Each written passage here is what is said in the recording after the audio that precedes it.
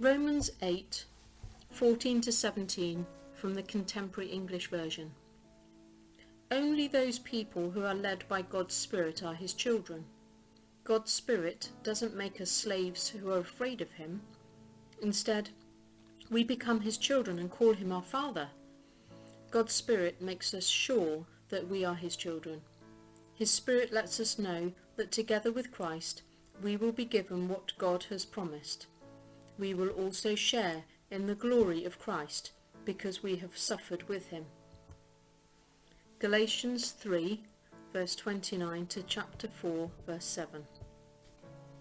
So if you belong to Christ, you are now part of Abraham's family, and you will be given what God has promised. Children who are under age are no better off than slaves, even though everything their parents own will someday be theirs. This is because children are placed in the care of guardians and teachers until the time their parents have set. That is how it was with us. We were like children, ruled by the powers of this world. But when the time was right, God sent his Son, and a woman gave birth to him. His Son obeyed the law, so he could set us free from the law, and we could become God's children.